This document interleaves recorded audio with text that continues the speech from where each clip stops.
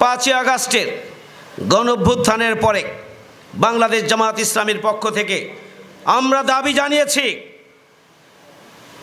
এই খুনি শেখ হাসিনা, গণহত্যাকারী শেখ হাসিনা এবং তার দোসরদেরকে আন্তর্জাতিক আদালতে জাতিসংঘের তত্ত্বাবধানে বিচারের আওতায় আনতে হবে। আমরা দাবি জানিয়েছিলাম দেশীয় আইনে তাদের বিচার করতে হবে। ইতিমধ্যে আন্তর্জাতিক আদালতে বিচারের প্রক্রিয়া শুরু হয়েছে।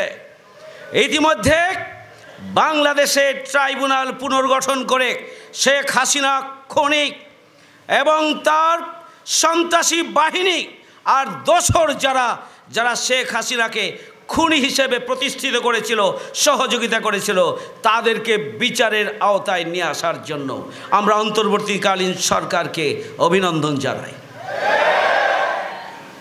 সংগ্রামী ভাইয়েরা আমার, পাখির মতো গুলি করে হাজারেরও অধিক ছাত্র জনতা হত্যা করেছে এই খুনি শেখ হাসিনা।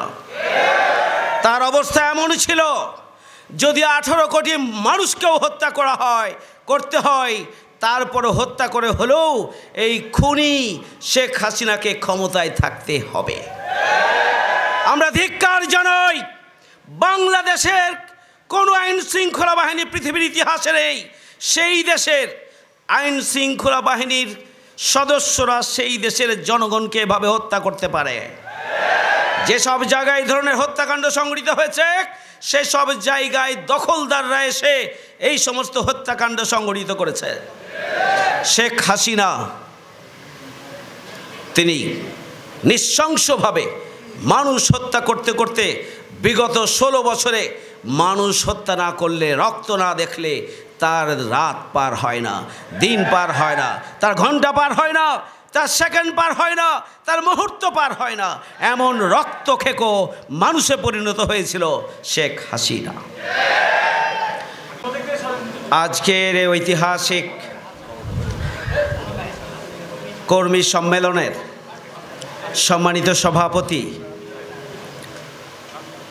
সম্মানিত কেন্দ্রীয় এবং চাঁপাইনবাবগঞ্জ জেলা পৌরসভা এবং উপজেলা শাখার সম্মানিত শ্রদ্ধেয় নেতৃবৃন্দ, সমবেত সুধীমণ্ডলী, সাংবাদিক বন্ধুগণ, সংগ্রামী একামতে দিনের মহান কাফেলা বাংলাদেশ জামায়াত ইসলামী এবং ইসলামী ছাত্র শিবিরের সর্বস্তরের কর্মী ভাইরা, আসসালামু আলাইকুম ওয়া রাহমাতুল্লাহি ওয়া বারাকাতুহু। আল্লাহ তাআলার শুকরিয়া আদায় করছি, আলহামদুলিল্লাহ, যার একান্ত মেহেরবানিতে দীর্ঘ 15.5 বছর পরে আমরা এই ধরনের একটি স্বাভাবিক পরিবেশে আমরা শহীদ সাটু হলে ঐতিহাসিক কর্মী সম্মেলনের আয়োজন করতে পেরেছি, আলহামদুলিল্লাহ। রাসূল করিম সাল্লাল্লাহু আলাইহি ওয়াসাল্লামের প্রতি দুরূদ ও সালাম বর্ষিত হোক, সাল্লাল্লাহু আলাইহি ওয়াসাল্লাম। শ্রদ্ধার সাথে স্মরণ করছি এবং অন্তরের অন্তঃস্থল থেকে কৃতজ্ঞতা জ্ঞাপন করছি সেই সমস্ত শহীদদের, যাদের রক্ত সাগর পেরিয়ে আমরা ঐতিহাসিক 5ই আগস্ট আমরা গণবিপ্লবের মাধ্যমে, গণ অভ্যুত্থানের মাধ্যমে আমরা একটি নতুন বাংলাদেশ পেয়েছি। আমরা ছাত্র সমাজের প্রতি কৃতজ্ঞতা জানাতে চাই। দীর্ঘ 16 বছর ধরে রাজনৈতিক দলগুলো বহুমুখী কর্মসূচি দিয়ে এই ফ্যাসিস্ট অপশক্তির হাত থেকে এদেশের 18 কোটি মানুষের মুক্তির জন্য ভূমিকা পালন করেছিলেন। কিন্তু এই ফ্যাসিস্ট অপশক্তির রাষ্ট্রশক্তিকে কাজে লাগিয়ে এই আন্দোলন সংগ্রামকে তারা নিশ্চিহ্ন নিস্তেজ করে দিয়েছিল। রাজনৈতিক দলগুলো তাদের আন্দোলনের সফলতা পায় নাই, কিন্তু ছাত্র সমাজ তাদের বৈষম্য বিরোধী ছাত্র আন্দোলনের ব্যানারে তাদের যৌক্তিক দাবি আদায়ের জন্য আন্দোলনের কর্মসূচি দিয়েছিল এবং সেই কর্মসূচিকে সরকার বানচাল করে দেওয়ার জন্য পাখির মতো গুলি করে হত্যা করার পরও ছাত্র জনতার আন্দোলনকে থামাতে পারে নাই। 16 বছরের বিপর্যস্ত ছাত্র জনতা এই জুলাই মাসের ছাত্র আন্দোলনের সাথে সম্পৃক্ত হয়ে তারা রক্তসাগর পেরিয়ে এদেশে গণ অভ্যুত্থান সংগঠিত করেছে এবং বাংলাদেশ দ্বিতীয়বারের মতো স্বাধীনতা অর্জন করেছে। সংগ্রামী ভাই ও বন্ধুগণ, আমি আজকে শ্রদ্ধার সাথে স্মরণ করছি বিশেষ করে চাঁপাইনবাবগঞ্জে এই 16 বছরের আন্দোলন সংগ্রামে যারা জীবন দিয়েছেন তাদেরকে শ্রদ্ধার সাথে স্মরণ করছি। চাঁপাইনবাবগঞ্জ সিটি কলেজের ইন্টারমিডিয়েটের একজন মেধাবী ছাত্র, যে মেধাবী ছাত্রের কোনো অপরাধ ছিল না, তার অপরাধ হচ্ছে মিছিল মিটিং সমাবেশে অগ্রণী ভূমিকা পালন করা, আর কোনো অপরাধ তার ছিল না। শহীদ আসাদুল্লাহ তুহিনকে স্মরণ করছি, যাকে দিনের বেলা র্যাবের ওই খুনি কর্মকর্তারা বাড়ি থেকে তার বাবা মায়ের সামনে তুলে এনে র্যাবের ক্যাম্পে তাকে নির্মম নির্যাতন করে হত্যা করে এবং নাটক সাজায় যে তাকে রাস্তায় গাড়িতে অ্যাক্সিডেন্ট করে মারা গিয়েছে। তারা পরিকল্পিতভাবে ট্রাক দিয়ে গাড়িতে চাপা দিয়ে রাস্তার উপরে তাকে ফেলে রেখে নাটক সাজায়। এই নির্মমতার বিচার আমরা চাই। সংগ্রামী ভাইয়ের আমরা শ্রদ্ধার সাথে স্মরণ করছি চাঁপাইনবাবগঞ্জের শহীদ আসগর আলী লিমন, যিনি আমার ছোট ভাই আনোয়ারুল ইসলাম মাসুম, যাকে 4 মাস গুম করে রাখা হয়েছিল। সেই গুমের প্রতিবাদে ইসলামী ছাত্র শিবির রাজশাহী এবং চাঁপাইনবাবগঞ্জে প্রতিবাদ কর্মসূচি গ্রহণ করেছিল।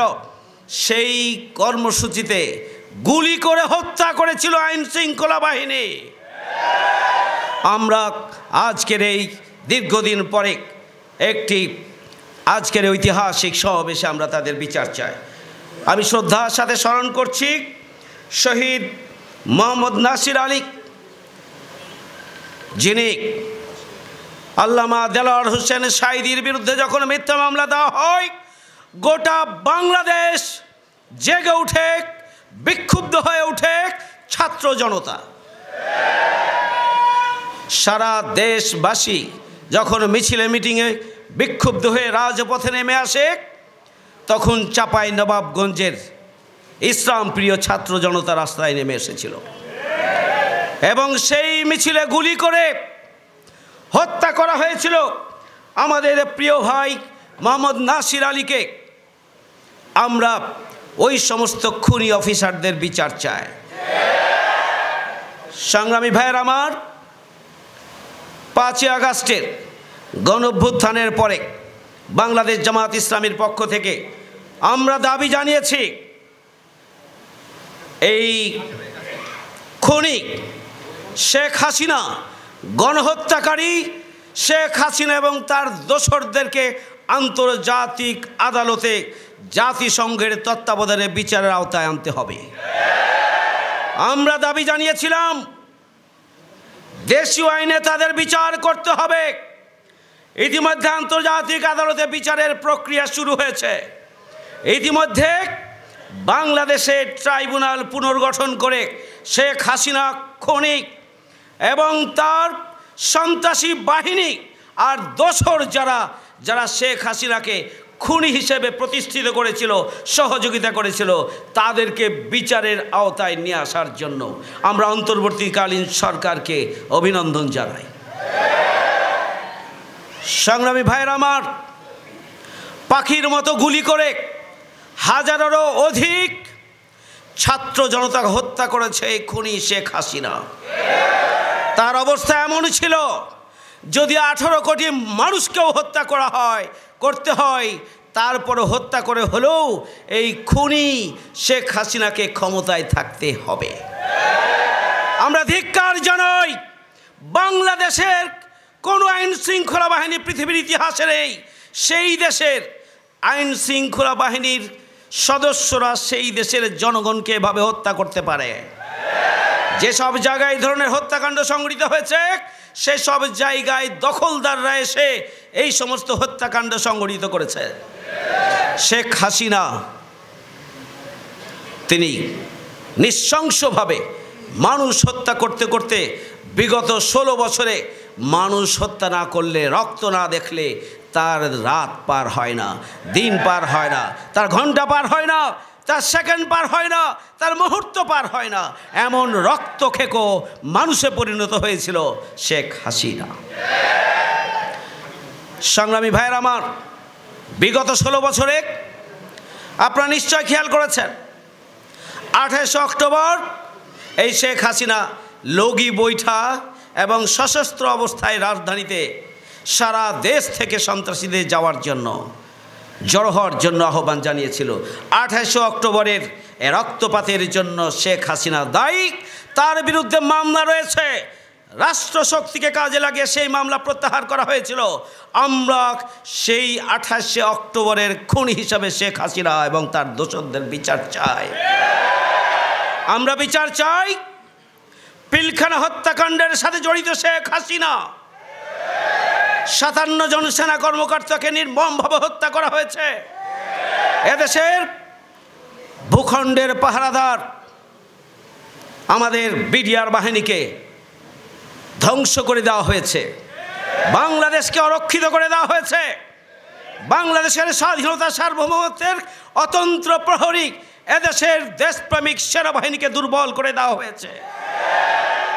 সংগ্রামী ভাইয়ের আমার, আমরা বিচার চাই যারা শাপলা চত্বরে আলেম ওলামাদের ওপরে গণহত্যা পরিচালনা করে শতাধিক আলেম ওলামা এবং ছাত্রদেরকে হত্যা করেছিল, তার বিচার চাই। ভাইয়ের আমার, আল্লামা দেলোয়ার হোসেন সাঈদী সাহেবের রায় দেওয়ার পরে সেই রায়ে বিক্ষুব্ধ হয়েছিল ছাত্র জনতা। সেখানেও গুলি করে প্রায় সারা দেশে 2 শতাধিক নিরীহ নিরস্ত্র সাধারণ জনগণকে হত্যা করা হয়েছিল। ট্রাইব্যুনাল গঠন করে জামাত ইসলামীর শীর্ষ নেতৃবৃন্দকে হত্যা করার জন্য পরিকল্পনা গ্রহণ করা হয়েছিল। আমরা তখনই বলেছিলাম এটি একটি ষড়যন্ত্র, চক্রান্ত, জামাতকে নেতৃত্ব শূন্য করার জন্য একটি পরিকল্পনা ছাড়া আর কিছুই নয়। সরকার সেই কাজটি সম্পন্ন করেছে। মাওলানা মতিউর রহমান নিজামী সাবেক মন্ত্রী, সাবেক এমপি, বারবার নির্বাচিত জনগণের নেতা মাওলানা মতিউর রহমান নিজামী সহ আমাদের শীর্ষ 5 জন নেতাকে ফাঁসি দিয়ে হত্যা করা হয়েছে। কারা ষড়যন্ত্র করেছিল, কারা ট্রাইব্যুনাল গঠন করেছিল, ট্রাইব্যুনালের বিচারে কারা ছিলেন এবং কারা সাক্ষী দিয়েছেন, কারা প্রসিকিউটর ছিলেন, কারা বাদী ছিলেন, আমরা সবাইকে চিনি। আমরা আইন হাতে তুলে নেব না, তাদের বিচার বাংলার মাটিতেই হবে ইনশাআল্লাহ। প্রিয় ভাইয়ের আমার, জামাতের 11 জন নেতৃত্বকে ফাঁসি দিয়ে হত্যা করে জেলের ভিতর এবং বাইরে মৃত্যুর দিকে ঠেলে দিয়েছে। শুধু তাই নয়, 5 শতাধিক নেতাকর্মীকে হত্যা করা হয়েছে 16 বছরে। 20,000-এরও বেশি মামলা দিয়ে লক্ষ লক্ষ নেতাকর্মীকে বাড়িঘর ছাড়া হয়েছে, তাদেরকে চাকরিচ্যুত করা হয়েছে, তাদের ব্যবসা বাণিজ্য থেকে তাড়িয়ে দেওয়া হয়েছে। প্রিয় ভাইয়ের আমার, তারা বনে জঙ্গলে রাতের বেলা ঘুমিয়ে ঘুমিয়ে এই 16টি বছর কষ্টের সময়গুলো তারা পার করেছে, মানবেতর জীবনযাপন করেছে আমাদের ভাইয়েরা। আইন হাতে তুলে নেয় নাই। বাংলাদেশের একটা অন্যতম সুসংগঠিত, সুশৃঙ্খল, গণতান্ত্রিক সংগঠনের নাম হচ্ছে বাংলাদেশ জামাত ইসলামী। জামায়াত ইসলামী আমিরের নির্দেশে অঙ্গুলি হেলনে আমরা যা চাই তাই করা সম্ভব, কিন্তু আমরা আইনে বিশ্বাস করি। আমরা আইনের মাধ্যমে, বিচার প্রক্রিয়ার মাধ্যমে আমরা বিশ্বাস করি। আমরা কখনোই প্রতিশোধের রাজনীতিতে বিশ্বাস করি না। আমরা পরিষ্কারভাবে বলতে চাই, এই 16 বছরে শেখ হাসিনাকে যারা ফ্যাসিস্ট হয়ে ওঠার ক্ষেত্রে সহযোগিতা করেছেন, যারা দেশে রয়েছেন, রাষ্ট্রযন্ত্রের বিভিন্ন অঙ্গ প্রত্যঙ্গ যাদের বিচরণ এখনো রয়েছে, আমরা তাদেরও বিচার চাই। আমরা প্রতিশোধের রাজনীতি করি না।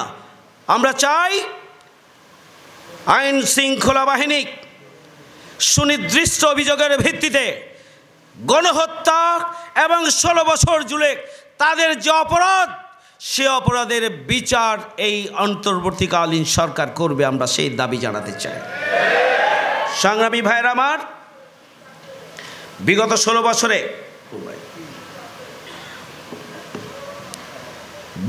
16 বছরে জামায়াত ইসলামের প্রতিক্রিয়া নেওয়া হয়েছে। জামায়াত ইসলামের নিবন্ধন বাতিল করা হয়েছে। এত জুলুম নির্যাতনের পরে জামাতকে নিয়ে এত ভয় কেন? কারণ জামায়াত ইসলামী হচ্ছে একটি রাইজিং ফোর্স। জামায়াত ইসলামী হচ্ছে একটি সুশৃঙ্খল কর্মী বাহিনীর সংগঠন। জামায়াত ইসলামী হচ্ছে একটি শক্তিশালী সংগঠন। জামায়াত ইসলামীকে যদি নিশ্চিহ্ন করা যায়, তাহলে বাংলাদেশকে বিক্রি করে দেওয়া যাবে। জামায়াত ইসলামীকে যদি নিশ্চিহ্ন করা যায়, তাহলে শেখ হাসিনা 41 না আরো 100 বছর ক্ষমতায় থাকার স্বপ্ন দেখেন, সেই স্বপ্ন বাস্তবায়ন করা যাবে। এটা ছিল, এই কারণেই জামাতকেই তারা মুছে ফেলে দিতে চেয়েছিল। সর্বশেষ হাতিয়ার হিসাবে তারা 5ই আগস্টের এই গণবিপ্লবের ধারায় যখন তারা দিশেহারা, দেশ ছেড়ে পালাতে হবে, আর কোনো উপায় নেই বাংলাদেশের ক্ষমতায় থাকার, এই ধরনের একটি সরকারের জন্য, ফ্যাসিস্ট অপশক্তি হাসিনার জন্য যেখানে একটি কঠিন পরিস্থিতি, সেই পরিস্থিতিতে 20 দলের কিছু চক্রান্তকারীদের সাথে মিটিং করেন এবং মিটিং করে 1 আগস্ট শেষ রক্ষা কবচ হিসাবে জামায়াত ইসলামীকে নিষিদ্ধ ঘোষণা করেন। কারণ হাসিনা মনে করেছিলেন জামায়াত ইসলামীকে নিষিদ্ধ করার সাথে সাথে জামায়াত শিবির রাস্তায় প্রতিবাদের আন্দোলনে মুখরিত হবে আর সমস্ত অস্ত্র ত্যাগ করবে। সেদিকে জনগণ এবং জামাতের মধ্যে দূরত্ব তৈরি করে চলমান আন্দোলনকে ফাটল সৃষ্টি করে ঘোলা পানিতে মাছ শিকার করবেন শেখ হাসিনা। এটি ছিল তাদের চক্রান্ত, ষড়যন্ত্র। কিন্তু আল্লাহ বড় পরিকল্পনাকারী। ও মাকারু ও মাকার আল্লাহ, আল্লাহু খায়রুল মাকিরিন। ওরা ষড়যন্ত্র করে, আল্লাহও পরিকল্পনা করেন। আল্লাহর পরিকল্পনায় সবচেয়ে উত্তম পরিকল্পনা, তাই প্রমাণিত হয়েছে। আপনারা নিশ্চয় খেয়াল করেছেন, তারা আমাদেরকে নিষিদ্ধ করেছে। আর 5ই আগস্টের ঐতিহাসিক গণবিপ্লবের দিনের দুপুর বেলায় সকল রাজনৈতিক নেতৃবৃন্দ এবং সুশীল সমাজের সাথে জামায়াত ইসলামীর আমির সহ নেতৃবৃন্দকে দাওয়াত দেওয়া হয়েছে। সেনাপ্রধান দাওয়াত দিয়েছেন। শুধু তাই নয়, বঙ্গভবনে সকল রাজনৈতিক দলের সাথে আমিরে জামাত সহ জামাতের নেতৃবৃন্দকে দাওয়াত দেওয়া হয়েছে। তখনও জামাত ইসলামী নিষিদ্ধ। প্রধান উপদেষ্টা যেদিন শপথ গ্রহণ করেন, উপদেষ্টা পরিষদ গঠন করেন, তখন আমরা প্রায় 2 ডজন নেতৃত্ব আমিরে জামাতের নেতৃত্বে আমরা বঙ্গভবনে গিয়েছিলাম শপথ অনুষ্ঠানে। সুতরাং 5ই আগস্টের ছাত্র জনতার বিপ্লবের মধ্য দিয়েই আওয়ামী লীগের চক্রান্ত এবং অবৈধ প্রজ্ঞাপন ব্যর্থতায় পর্যবসিত হয়েছে। সেই প্রজ্ঞাপনই সেই দিনই অবৈধ হয়ে গিয়েছে। সংগ্রামী ভাইয়ের আমার, এরপরও একটা প্রচলিত আইন অনুযায়ী এই অবৈধ প্রজ্ঞাপনকে অন্তর্বর্তীকালীন সরকার সেটিকে অবৈধ হিসাবে বাতিল করেছে। সংগ্রামী ভাইয়ের আমার, জামায়াত ইসলামীকে হত্যা করে, ফাঁসি দিয়ে, জুলুম চালিয়ে, মামলা দিয়ে, নির্যাতন করে মোকাবেলা করা যায় না। জামাতকে মোকাবেলা করতে হলে জামাতের যে আদর্শ ইসলাম একটি পূর্ণাঙ্গ জীবন বিধান। ইসলাম হচ্ছে আল্লাহর কাছে একমাত্র গ্রহণযোগ্য জীবন বিধান। একমাত্র ইসলাম দুনিয়া এবং পরকালের মুক্তি দিতে পারে, অন্য কোনো জীবন বিধান নয়। পরকালের সমাধান এবং দুনিয়ার পরিপূর্ণ সমাধান অন্য কোনো জীবন বিধানে পরিপূর্ণরূপে নেই। সুতরাং যদি জামাত ইসলামীকে নিশ্চিহ্ন করতে হয়, তাহলে জামাতের চাইতে আরও ভালো আদর্শ নিয়ে প্রতিযোগিতায় লিপ্ত হন, জনগণ আপনাদের পাশে যাবে। কিন্তু ফ্যাসিস্ট কায়দায়,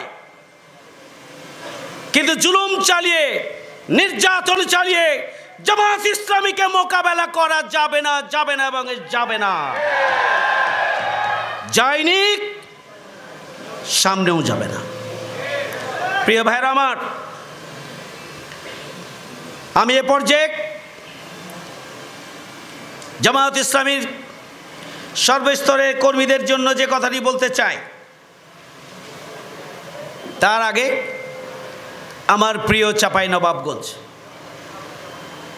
আমি সেই সম্পর্কে কয়েকটি কথা বলতে চাই। প্রথম কথা হচ্ছে, চাঁপাইনবাবগঞ্জের চরাঞ্চলে ভিলেজ পলিটিক্সের নামে জনগণের জীবনকে যে বিষময় করে তোলা হয়েছে, আমরা তার তীব্র নিন্দা এবং প্রতিবাদ জানাই। এগুলা কারা করেন আমরা জানি।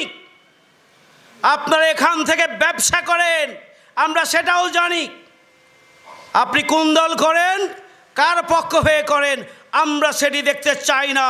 চাঁপাইনবাবগঞ্জের একজন মানুষ হিসাবে আজকে পরিষ্কার করে বলতে চাই, চাঁপাইনবাবগঞ্জে সন্ত্রাস সৃষ্টি করার জন্য আপনারা চাঁদাবাজি করবেন, ব্যবসা করবেন, সন্ত্রাস সৃষ্টি করবেন, মানুষের জীবন নিয়ে খেলবেন, তার হতে দেওয়া হবে না।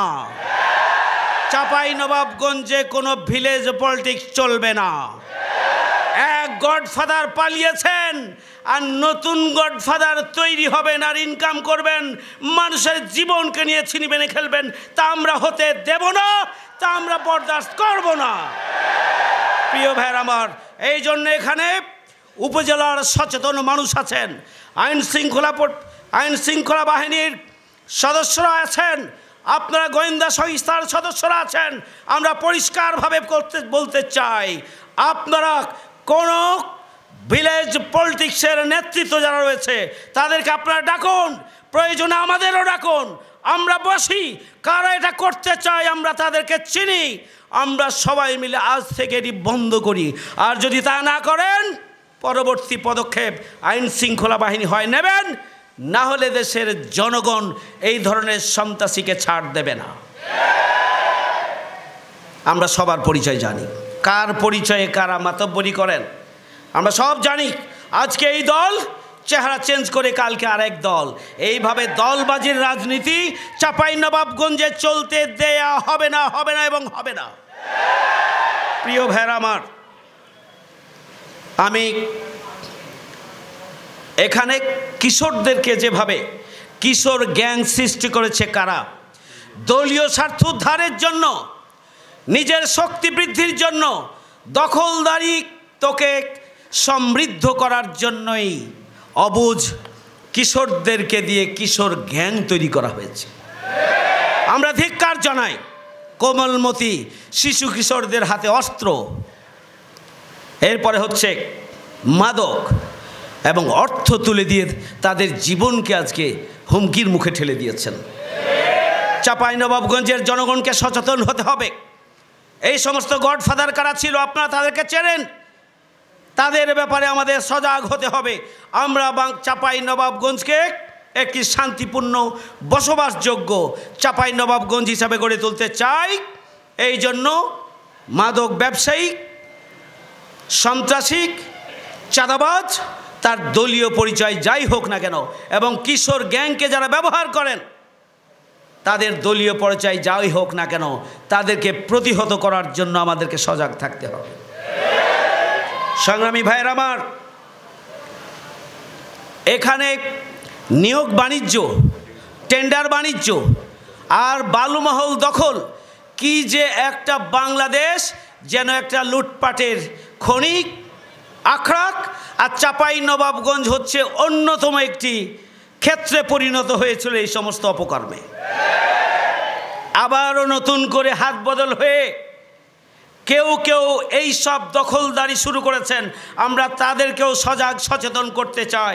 আপনাদের পরিচয় চাঁপাই নবাবগঞ্জের মানুষ জানে, সুতরাং বালুমহলের দখলদারিত্ব আর নিয়োগ বাণিজ্য এইগুলো আপনাদের পুরানো চরিত্র। ওই চরিত্রে আল্লাহরও আসতে হাজারো রক্তের বিনিময়ে যে নতুন বাংলাদেশ, এই বাংলাদেশে সেই চরিত্র নিয়ে আর মানুষের সামনে আসবেন না। তাহলে শহীদ এবং যারা জীবন দিয়েছেন, যারা আহত হয়েছেন, তাদের আত্মা কষ্ট পাবে। সংগ্রামী ভাইয়ের আমার, সবশেষে আমি যে কথাটি বলতে চাই, বাংলাদেশ জামায়াত ইসলামী একটা সুখী সমৃদ্ধশালী নতুন বাংলাদেশ গড়ে তুলতে চাই। আমরা সবাইকে নিয়ে কাঁধে কাঁধ মিলিয়ে আমরা কাজ করতে চাই। বাংলাদেশ জামায়াত ইসলামী একটি দুর্নীতিমুক্ত, সন্ত্রাসমুক্ত, বসবাসযোগ্য বাংলাদেশ প্রতিষ্ঠা করতে চায়। বাংলাদেশ জামায়াত ইসলামী একটি বৈষম্য মুক্ত বাংলাদেশ গড়ে তুলতে চায়। ছাত্র সমাজ যে রক্ত দিয়ে, জীবন দিয়ে বৈষম্য মুক্ত একটি বাংলাদেশ প্রতিষ্ঠার জন্য কাজ করেছিল, আজকে বিজয়ের পরে এদেশের সকল রাজনৈতিক দল, জনগণ, সর্বস্তরের মানুষের উচিত হচ্ছে যে আমরা সবাই মিলে একটি দুর্নীতিমুক্ত, বৈষম্যমুক্ত একটি বাংলাদেশ গড়ে তুলব। সেটি আমাদের কর্তব্য। কিন্তু আমি পরিষ্কারভাবে বলতে চাই, দুর্নীতিমুক্ত বাংলাদেশ তৈরি করতে হলে দুর্নীতিমুক্ত মানুষের প্রয়োজন। সন্ত্রাসমুক্ত বাংলাদেশ করতে হলে সন্ত্রাসমুক্ত মানুষ প্রয়োজন। বৈষম্য মুক্ত বাংলাদেশ যদি প্রতিষ্ঠা করতে হয়, তাহলে বৈষম্য বিরোধী চেতনা সমৃদ্ধ, নিরপেক্ষ, মানুষের কল্যাণে নিবেদিত মানুষের প্রয়োজন। আজকে যোগ্যতার অভাব নেই, ডিগ্রির অভাব নেই, দক্ষতার অভাব নেই। অভাব কিসের? অভাব সততার, অভাব নৈতিকতার, অভাব হচ্ছে দেশপ্রেমের। সুতরাং দেশপ্রেমের চেতনায় উজ্জীবিত হয়ে, সততার গুণে গুণান্বিত হয়ে, নৈতিক শক্তিতে সমৃদ্ধ হয়ে যদি আমরা আমাদের যোগ্যতা এবং দক্ষতাকে সমন্বিত করে কাজ করতে পারি, তাহলেই শহীদের স্বপ্ন পূরণ করা সম্ভব হবে। নচেত হাত বদলের মাধ্যমে বাংলাদেশের কোনো পরিবর্তন হবে না, হবে না, হবে না।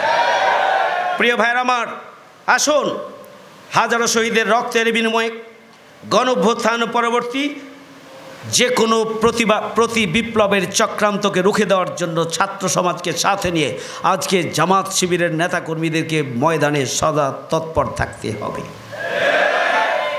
2, বিপ্লবের অর্জনকে প্রশ্নবিদ্ধ করার জন্য চাঁদাবাজি, টেন্ডারবাজি, ছিনতাই এগুলোর সাথে যারা জড়িত তাদেরকে ছাত্র জনতাকে সাথে নিয়ে প্রতিরোধ করার জন্য আমাদেরকে সদা জাগ্রত থাকতে হবে। 3, বৈষম্যমুক্ত, দুর্নীতিমুক্ত ও সন্ত্রাসমুক্ত বাংলাদেশ গড়ে তোলার জন্য জামায়াত ইসলামীর কর্মীদেরকে প্রস্তুতি নিতে হবে। এই প্রস্তুতি হচ্ছে সততার পাশাপাশি যোগ্যতার প্রস্তুতি। এই প্রস্তুতি হচ্ছে কোরআন হাদিস ইসলামী সাহিত্য অধ্যয়নের পাশাপাশি জ্ঞানগত দিক থেকে নিজেকে সমৃদ্ধ করার প্রস্তুতি। এই প্রস্তুতি হচ্ছে ইসলাম এবং ইসলামী আন্দোলনকে ভালোভাবে বুঝার, দেশপ্রেমের চেতনাকে সমৃদ্ধ করে আগামী দিনে নতুন বাংলাদেশ গড়ে তোলার জন্য আমাদেরকে প্রস্তুতি গ্রহণ করতে হবে। প্রিয় ভাইরা আমার, 4 নাম্বার হচ্ছে আমাদেরকে অবশ্যই ব্যাপকভাবে মানুষের কাছে ইসলামের আদর্শিক সৌন্দর্যকে পৌঁছে দিতে হবে। ইসলাম একটি পূর্ণাঙ্গ জীবন বিধান। ইসলাম আল্লাহর পক্ষ থেকে মনোনীত একমাত্র জীবন বিধান। ইসলাম ছাড়া অন্য কোনো জীবন বিধান মানুষের মুক্তি দিতে পারে না। এই সব বিষয়গুলো নিজেরা ভালোভাবে উপলব্ধি করে আমাদেরকে ব্যাপকভাবে মানুষের দ্বারে দ্বারে পৌঁছে যেতে হবে। চাঁপাই নবাবগঞ্জ সহ গোটা বাংলাদেশের কোনো একজন মানুষও ইসলামের আদর্শিক সৌন্দর্যের দাওয়াত পায়নি এমন থাকবে না। আমরা সেভাবে ঘরে ঘরে দাওয়াত পৌঁছে দেব ইনশাআল্লাহ। প্রিয় ভাইরা আমার, নিজেদের চরিত্র এবং আচরণের মাধ্যমে জামাতের বিরুদ্ধে যে অপপ্রচার রয়েছে, সেই অপপ্রচারের জবাব দিতে হবে আমাদের চরিত্র, আচরণ, জ্ঞান এবং ধৈর্য দিয়ে। আমাদেরকে সেভাবেই নিজেদেরকে গড়ে তুলতে হবে। আমরা যাতে করে যে আদর্শ লালন করি, আমরা যেন সেই আদর্শের একটি জীবন্ত পোস্টার হিসাবে মানুষের সামনে নিজেকে উপস্থাপন করতে পারি, সেইভাবেই আমাদেরকে গড়ে তুলতে হবে। মানবতার ফেরিওয়ালা হিসাবে প্রতিটি মানুষের দ্বারে দ্বারে গিয়ে মানুষের সমস্যার সমাধানে বুদ্ধি দিয়ে সহযোগিতা করতে হবে, কথা দিয়ে সহযোগিতা করতে হবে, ধৈর্য ধারণের মাধ্যমে সহযোগিতার উপদেশ দিতে হবে, তাদেরকে পথ দেখাতে হবে, তাদের যে কোনো সংকটে তাদের পাশে দাঁড়াতে হবে। তাদেরকে আর্থিক সহযোগিতা হোক, মৌখিক সহযোগিতা হোক, তাদেরকে কর্মসংস্থানের ব্যবস্থা করে দেওয়া হোক। যেখানেই বিপদ সেখানেই জামাত ইসলামীর কর্মীরা ছড়ে যাবে, যেখানেই অগ্নিসংযোগ সেখানেই জামাতের কর্মীরা ছড়ে যাবে, যেখানেই মুসিবত সেখানেই জামাতের কর্মীরা ছড়ে যাবে, যেখানেই বন্যা, যেখানেই ঘূর্ণিঝড়, যেখানেই ভূমিকম্প, যেখানেই অ্যাক্সিডেন্ট, সেখানেই জামাত শিবিরের নেতাকর্মীরা সবার আগে সর্বপ্রথম সেখানে ছুটে গিয়ে মানুষের কাছে সহযোগিতার হাত, সাহসিকতার হাত বুলিয়ে দেবে, মাথায় সান্ত্বনা দেবে। তবেই আমরা আমাদের প্রিয় চাঁপাই নবাবগঞ্জকে আমরা গড়ে তুলতে চাই। আমরা এভাবেই আমাদের প্রিয় মাতৃভূমিকে সেইভাবে গড়ে তুলতে চাই। আসুন আজকের ঐতিহাসিক সমাবেশে যারা কষ্ট করে দূর দূরান্ত থেকে আমাদের আয়োজনকে সার্থক করেছেন, তাদেরকে আমরা কৃতজ্ঞতা এবং ধন্যবাদ জানাচ্ছি। পাশাপাশি আসুন আমরা নতুন করে শপথ গড়ে তুলি যে আমরা নতুন বাংলাদেশ গড়ে তোলার লক্ষ্যে আমরা দল, মত, জাতি, ধর্ম, বর্ণ নির্বিশেষে আমরা সবাইকে সাথে নিয়ে আমরা কাঁধে কাঁধ মিলিয়ে, হাতে হাত মিলিয়ে আমরা আমাদের প্রিয় মাতৃভূমির সুরক্ষার জন্য, উন্নয়নের জন্য আমরা ভূমিকা পালন করি। সে আহ্বান জানিয়ে আমার কথা এখানে শেষ করছি। আল্লাহ হাফেজ। বাংলাদেশ জিন্দাবাদ। বাংলাদেশ জামাত ইসলামী জিন্দাবাদ। আসসালামু আলাইকুম ওয়া রাহমাতুল্লাহ।